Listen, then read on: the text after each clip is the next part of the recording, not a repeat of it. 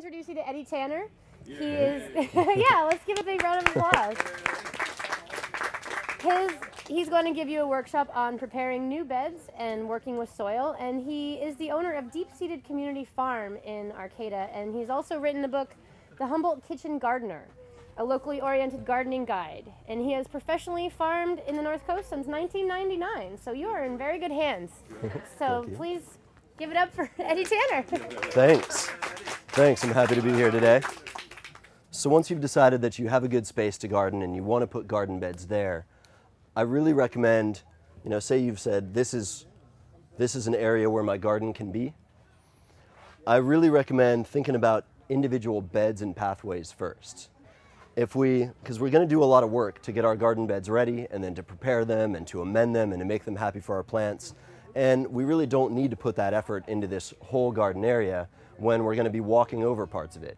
So the first thing I like to do is think about the layout of the new garden beds and the pathways. So we can go with conventional rectangular beds at first just to think about space. So when I'm planning a new garden bed, I really like to make them somewhere between 3 and 4 feet wide. 3 feet is more comfortable for most people. What I like to think about is, I want to be able to kneel down and reach halfway across the bed. I want to be able to reach a little more than halfway across the bed without being tempted to lean my hand in the bed or put my foot in the bed, because then you're just compacting the soil that you just worked so hard to loosen. So I like to make this width somewhere between 3 and 4 feet, depending on how much reach you have. And then before I make another bed, I like to think about pathways. To make this bed work, you have to be able to reach it from both sides, a little over halfway from each side. So you need some pathway space over on this end. If you have, say, one of your garden beds is right up against the wall of the house, if you have a planter bed like that, then it might make sense to actually make it narrower, only 2 feet, something that you can actually reach across. And then you'll want another pathway here between your next bed. And if it's just one of many pathways in your garden, I find that a good width is about 1.5 feet. What I like to be able to do is step with my shoes sideways in the pathway, squat down without smashing the plants behind me. And then I also like to think about wider pathways through the garden. If you have a lot of garden beds in your garden, you might want to be able to access it with a wheelbarrow to spread compost or to bring things in and out. And wheelbarrow paths need to be a bit wider, 2.5, 3 feet wide. But your garden beds don't have to be rectangular. There's a neat garden design called the keyhole bed. I don't know if you've seen the keyhole design before, but it's something like this. So you can walk in here, and from here you can reach halfway across. From here you can reach across, and then you can also access from the outside. And so it's a less conventional pattern. These look really neat in a set of keyholes. You have another one here. And you can make some neat shapes in your garden with beds like that. So what I do when I'm about to prepare a new garden bed, say this is all lawn right now, I want to delineate this space pretty clearly. Sometimes I'll pound some stakes in the ground and run some string. Or, if you have a good keen eye, you can just use flags without any string, but, my lines tend to meander if I do that. And then what I like to do is just stick a shovel or a spade is a flat shovel, and just sort of cut through the turf right in that line, kind of like you're sawing through the turf, right in the line on the edge of the bed. So you can use a regular shovel for that, but if you have a flat spade, they work even better. And so from here, it's really a matter of options. I like to break it down into the quick and difficult way to turn turf into a garden bed, the medium way, and the slow and easy way.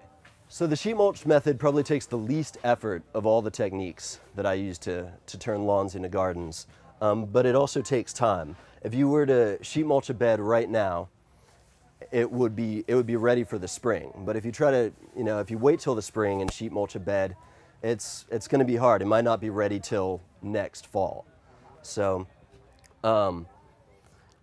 what you would do for that, you've delineated your bed space. We're going to look at This is where the grass is growing up. And you've put some flags here to mark the edges of your bed. And so the sheet mulch method that I like to use is to take some sheets of brown cardboard. Bigger sheets are better, like refrigerator boxes and furniture boxes, stuff like that. Those work the best. Pull out the staples and the tape and lay a nice complete overlapping layer of those materials right over the grass. So right on top of the grass. If you want, if you're feeling a little more energetic, it can help to take a spading fork and just loosen the turf a little bit before you lay down the sheet mulch.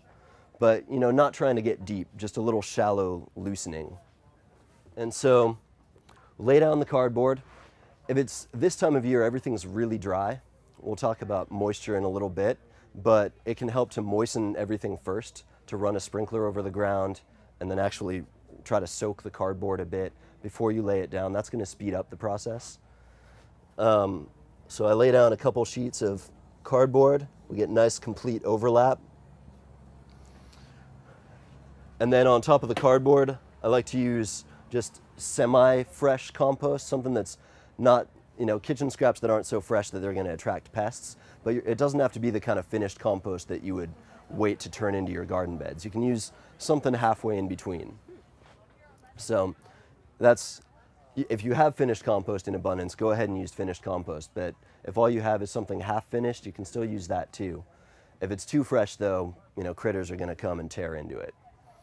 So I put down a nice thick layer, and well, when I think of a thick layer, I'm thinking of just an inch or two. If an inch is probably good enough, but if you have more, go ahead and use more. And so some compost on top of that. So, yep.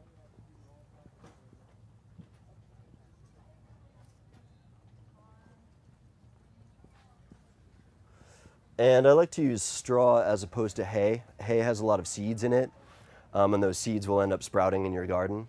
So straw is the byproduct from cutting grain, and you can get rice straw or wheat straw at places like 3G's. I think the farm store carries straw. And this straw layer, when you're first laying this layer of straw down, I like to make it really thick, like 10 to 12 inches thick, because as soon as it gets wet, it's going to compress to just a couple inches. So what you want to do is when you're first starting out laying the sheet mulch, it should look like a really thick layer of straw. But by the time the winter rains come and settle it down, it's actually only going to be a couple inches thick. But it'll be a nice tight couple inches that keeps the grasses and other weeds that we're growing there from continuing to grow through. So you have this barrier of materials, and this is my preferred method, the sheet mulch method, because by the time it's done smothering the grasses, it's also decomposing, it's attracting worms up to the surface, they're eating it, and by the time spring comes around, all that's really going to be left of this, there might be some pieces of cardboard, but mostly what's going to be left is just straw on top and nice, rich, earthwormy soil where they've been doing their thing over the winter. So it's possible to get these same results, still smother the grass and create the bare soil that you want for your garden. It's possible to create that same effect with a sheet of plastic, but using the sheet mulch method, you're actually encouraging life to come in and getting worms to do some of the work for you and enriching your soil while you're preparing your garden bed.